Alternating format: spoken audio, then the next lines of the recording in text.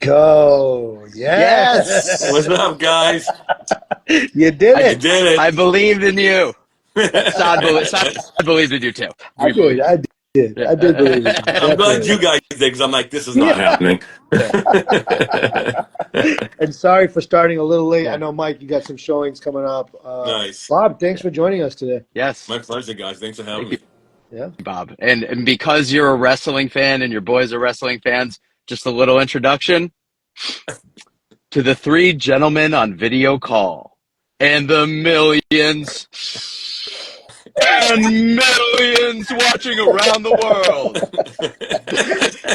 This is Story Time with special guest Bob Hadge. Pretty good, right? Oh man. You Great. know, Couldn't have done it better. Mike told me he's like, I have a special intro for Yeah, yeah. Bob, and I'm like, yeah, let's see what he's got. Whenever I can do Michael That's it. Buffer, I can. Yeah. Oh man. Well, Tony, Liz, got a couple other folks that recently joined, some regulars. Like, thank you for joining. Tony's your Tony's your son, Oh, he's my your wife. wife. Tony, welcome. Faux pas. Saad. Did not well, Bob, let's jump right into it. I know Mike's got some showings coming up. Yeah. So, Awesome.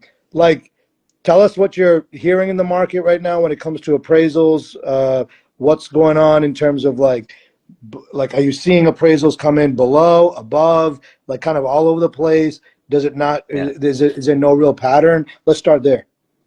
I think all of us can. We've been in real estate so long. There is no pattern in real estate. Yeah. You think we're gonna have a slow period or a busy period. The opposite happens when we think the market's gonna slow down. It just gets crazier. So there is Yep. no pattern. What I'm seeing currently right now in the market, it's still a seller's market. I mean, we're seeing in appraisals, I'd say probably 80% of our appraisals we're seeing right now, the purchase price is above the listing price. So Mm. it's really imperative that a broker educates their buyers or the sellers that we're in this competitive market and they have to react accordingly. A good appraiser in today's market is not going to has to prove we, unlike brokers, we have to prove all the adjustments that we make to the lenders. We can't just say, oh, it's just a better street and they want to buy on that street. We have to prove that. In order to prove that, we have to come up with comparable sales, whether they are listings, pendings, or solds. In this market, really all three of them, to prove to Mm. the bank that's what's happening in the market right now. If we have a sale on A Street and it's sold back in December, went under agreement in Mm. December, but now A Street again has a sale and it's 20% higher. We have to show the bank, okay, this is what the sales were pending, what sold for in December, which probably went under contract in October. Mm-hmm. Now the same similar sale is pending for 20% higher. So even if the sale hasn't closed, but it's a pending sale, that's something that a bank will allow to show what's indicative and happening in the market currently. Excellent. So Yeah.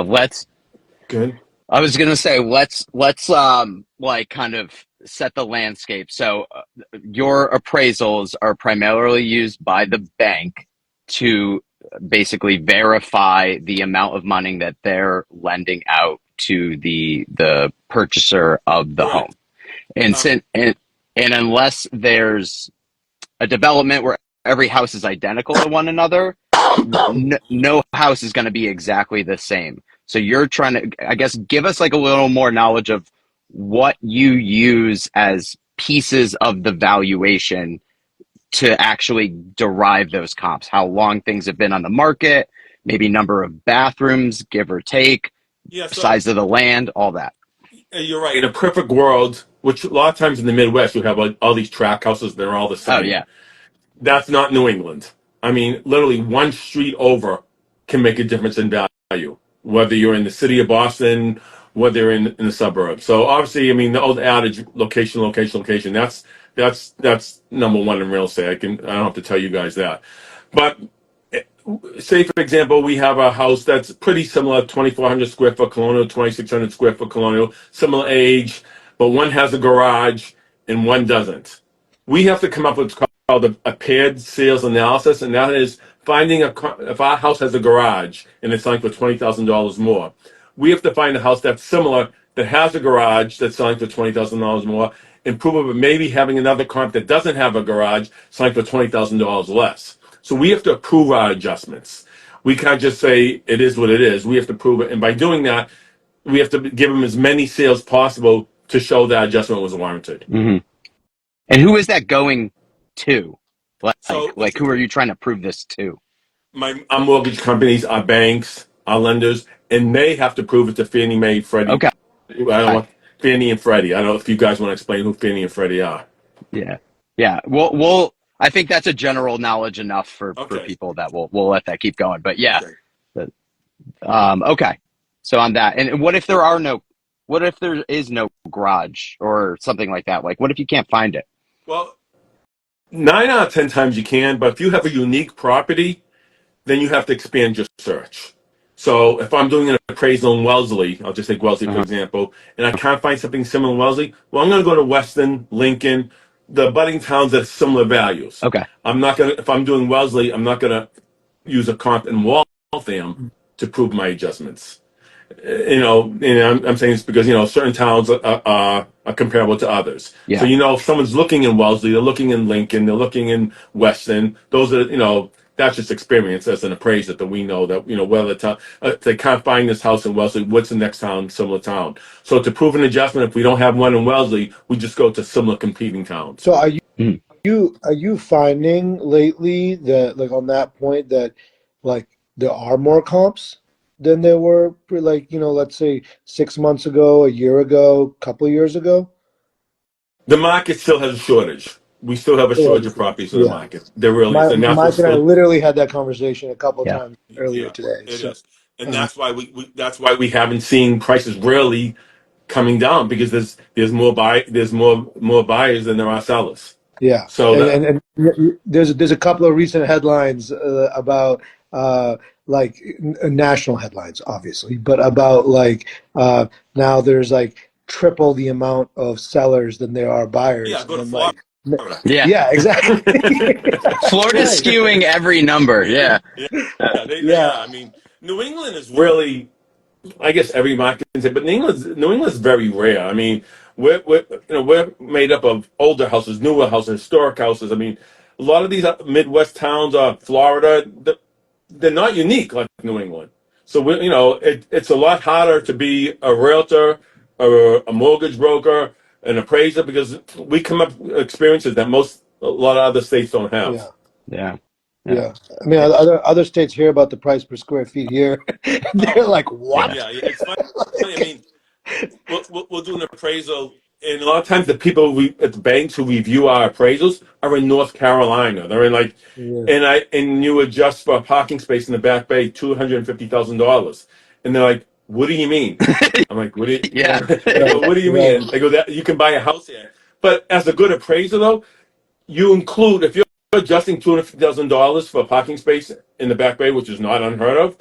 I include sales of parking spots and include that into the report.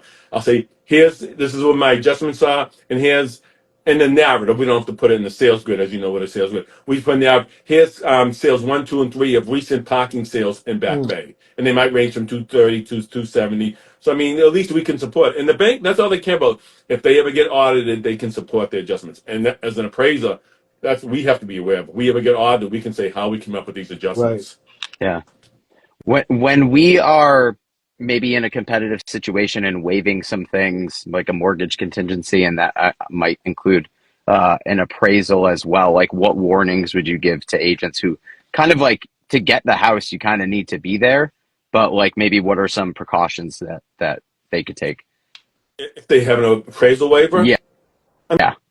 mean, if you're representing the buyer, you still have to protect the buyer.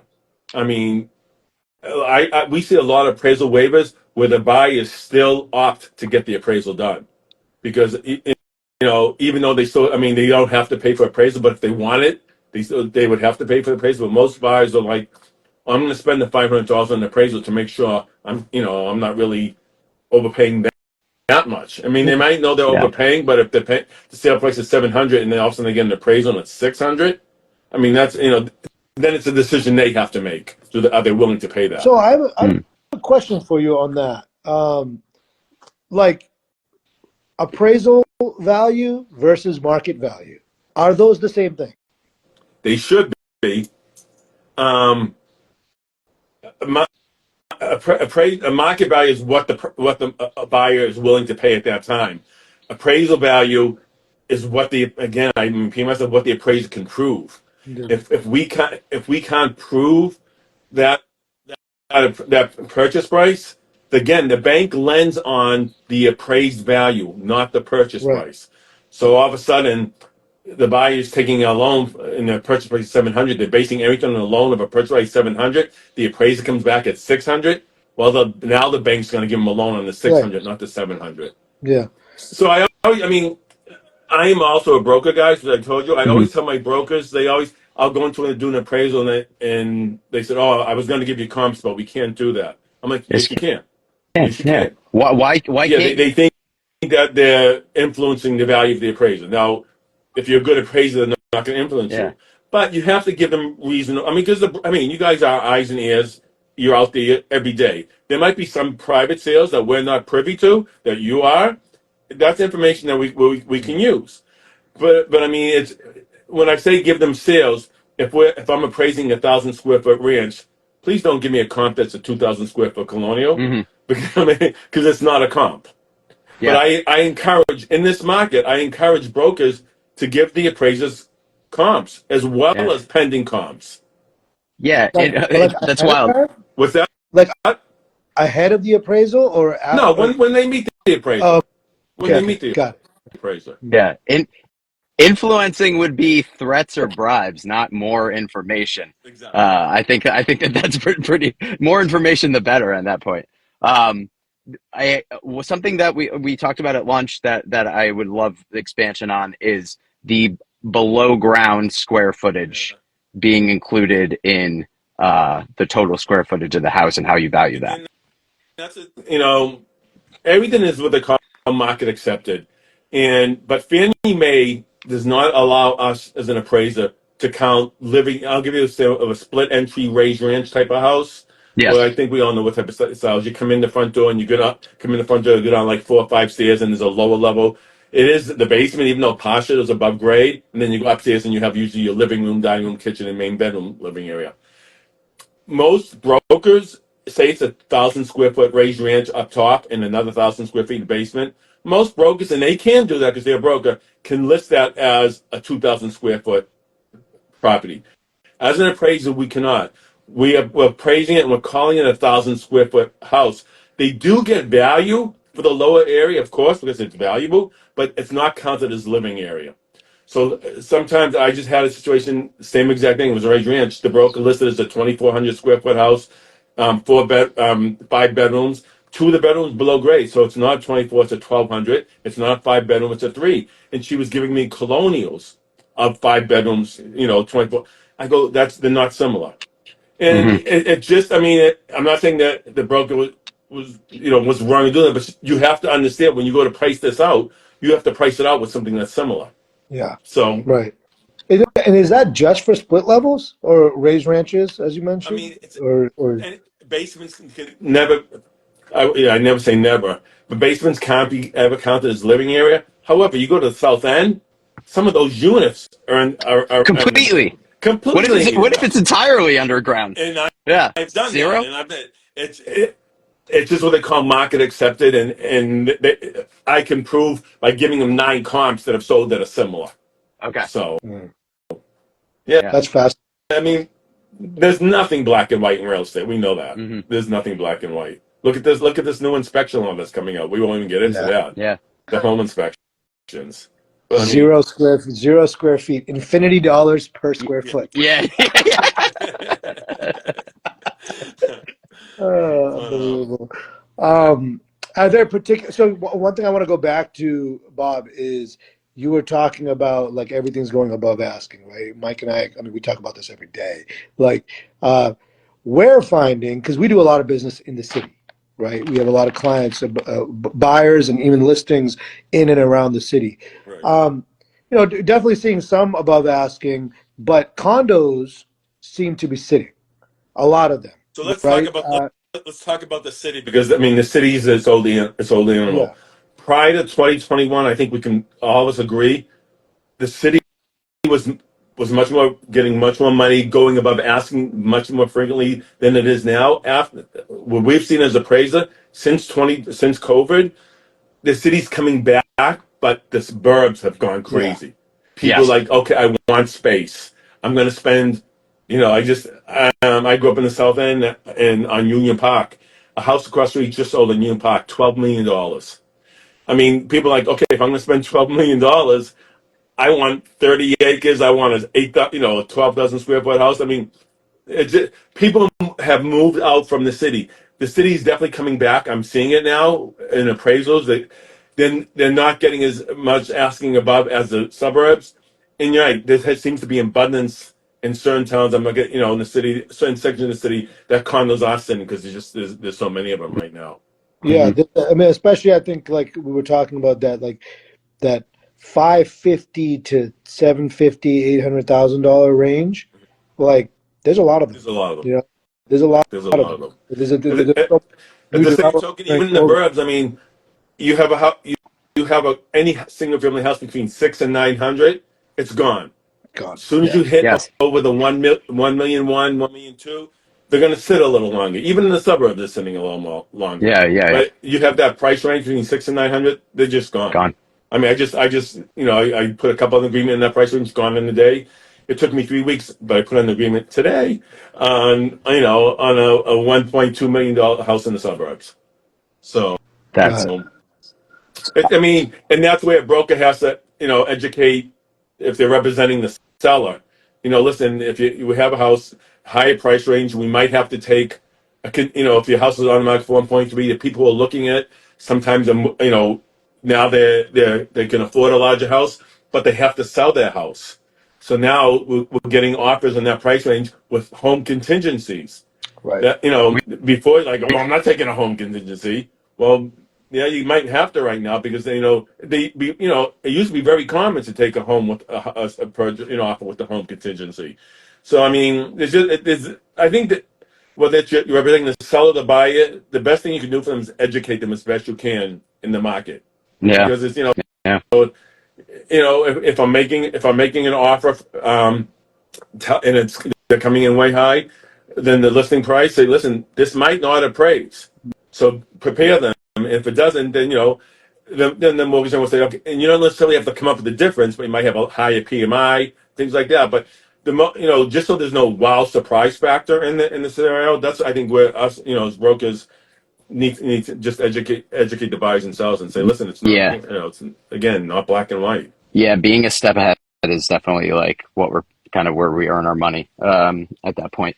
Um, Speaking on the burbs, uh, ADUs. It's my understanding that like as these, because I'm seeing for the first time homes being marketed as like there is an ADU. This is good for conversion to be like a rental property or an extra property on the land, what have you. Probably until we start seeing like home like I imagine you'll see a trend of homes with ADUs selling maybe at a certain price even further than something without one.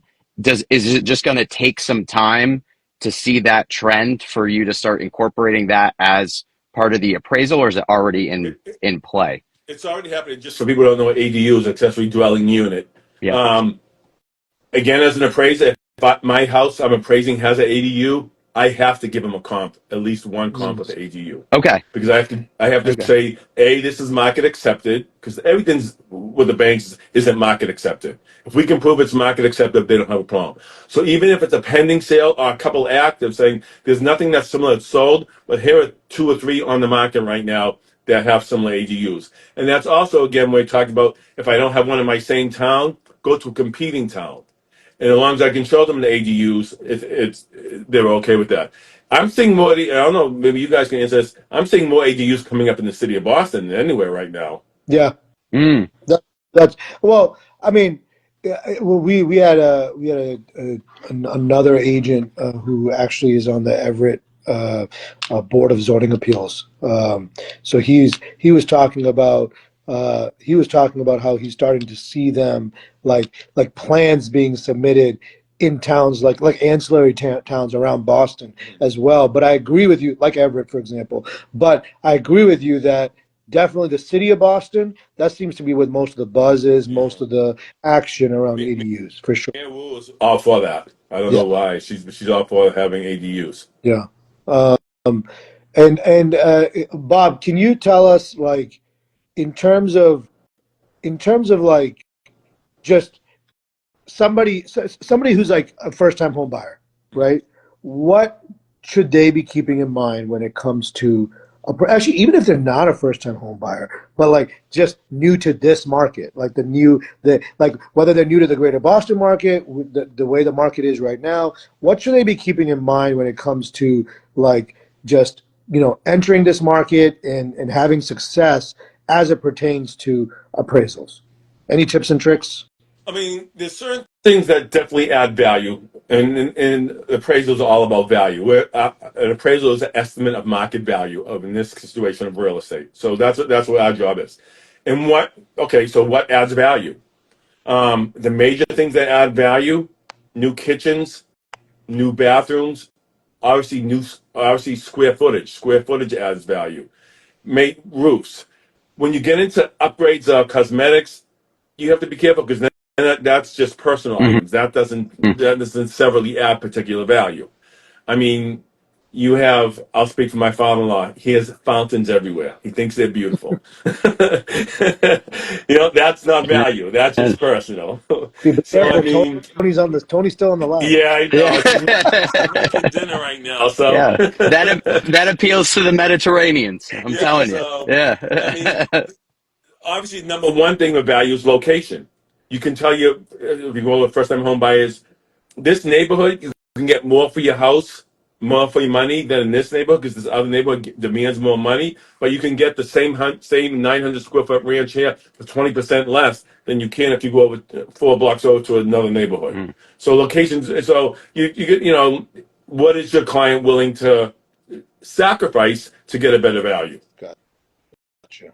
So Love it. Yeah, All right. that's where the knowledge comes into play of like, okay, these two blocks are $50 per square foot yeah. more typically than these over here. It, So it, it, yeah. re- it really is. I mean, I'll go back to the city with the South End. I mean, you go back to say there's certain streets in the South End that get way more money than the other streets, and they're literally across Mass Mm. Ave. You cross Mass Ave, you get closer to Mass Ave, and Mass Ave is becoming incredible lately with all the construction going on there, Shops, retail. restaurants, Yeah, yeah. yeah, Yeah. it's amazing. It's amazing. I mean, but I mean, there's still parts of the Union Park, Waltham Street, Bradford. That's called the Super Seven Streets down there. Or then you get to West Newton Street by closer to Back Bay. There's certain neighborhoods that just get more, and that's where you have to educate your buyers and say, listen, it's all about location, and depending what you want to spend is what you get. Mhm. And I think that's a key thing to keep in mind for everybody, and I think probably people get sick of hearing it, but I location know. is everything. It's such a it's such an adage, but I mean, it's so relevant. It's so relevant. It's always relevant, Yeah, it is. Yeah. regardless of the market. So I think I mean, there's a lot to take away from Bob here today, and obviously great resource for us. But like, just keep that in mind as like especially in Greater Boston, right? Like we're like one block, one street can make a huge Yeah. difference. Like location is everything, and that's one of the reasons why I mean Greater Boston is what it is. I mean we're kind of in a bubble, right? We're in a bubble in that we're insulated We're from everything protected. else, not Yes. a bubble. Yes. Yeah. Yeah, yeah. No, we're protected. Yeah, It's like it's just. I mean, like other major cities, we're small. Boston's a small city, yeah, so real estate's limited what you can buy in the city. So that's why it's. I mean, that's why places like the Back Bay, South End, Beacon Hill, when things slow down a little bit, even when we had a little bit slow, it's not like that. they losing value. It's just the increasing the amount of the increasing per year was slowing down. They weren't Yes. you know what I'm saying? They weren't going down in value. They just weren't going up 25% a year. They're going 15% a year. Right. Oh, too bad. That's bad. I mean, Yeah. so Right. it is. It's all about location. Like, you guys know Yeah. that. That's just it. Bob, But align yourself with good brokers like yourself. Educate your buyers and sellers, and if they have you guys, they're all set. Yeah. we did not pay him.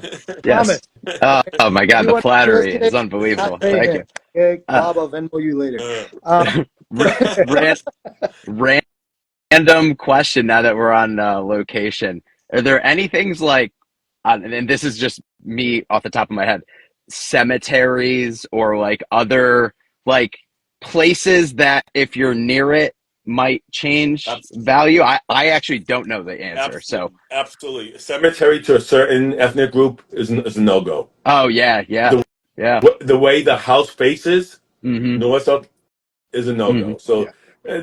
that's not all brokers aren't privy to that. You'll learn that if you have a certain ethnic group where they could Yeah. say. But does that impact Um, appraisals?